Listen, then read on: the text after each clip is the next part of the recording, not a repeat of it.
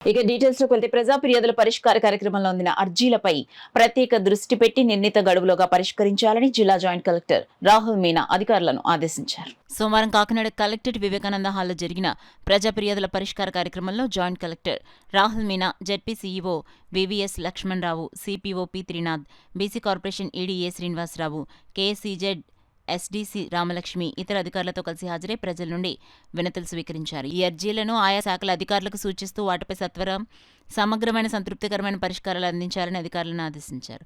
Revenue, పెన్షన్లు, బియ్యం card మంజూరు, ఉద్యోగ ఉపాధి అవకాశాలు, టిట్కో గృహాలు, ఇళ్ల స్థలాలు, భూమి వివరాలు, ఆన్లైన్లో నమోదు, ఆక్రమణలు తొలగింపు, డ్రైన్ కాలువల్లో పూడిక తొలగింపు, పారిశుద్ధ్యం, సదరం సర్టిఫికేట్ మంజూరు వంటి అంశాలకు చెందిన మొత్తం 308 అర్జీలు అందాయి. ఈ సందర్భంగా జాయింట్ కలెక్టర్ రాహుల్ మీనా మాట్లాడుతూ ప్రతి సోమవారం ప్రజా సమస్యల పరిష్కార నిమిత్తం రాష్ట్ర ప్రభుత్వం ప్రజా ఫిర్యాదుల పరిష్కార వేదిక కార్యక్రమాన్ని నిర్వహిస్తోందన్నారు. ఈ కార్యక్రమంలో అందిన వినతులపై అధికారులు ప్రత్యేక దృష్టి పెట్టాలన్నారు. వివిధ శాఖలకు అందిన వినతులను సంబంధిత అధికారులకు క్షుణ్ణంగా పరిశీలించాలన్నారు. పరిష్కరించిన అర్జీల వివరాలు ఎప్పటికప్పుడు ఆన్లైన్లో నమోదు చేయాలని జేసీ రాహుల్ మీనా అధికారులను ఆదేశించారు. కార్యక్రమంలో వివిధ శాఖల జిల్లా స్థాయి అధికారులు, కలెక్టరేట్ విభాగాల అధిపతులు తదితరులు పాల్గొన్నారు.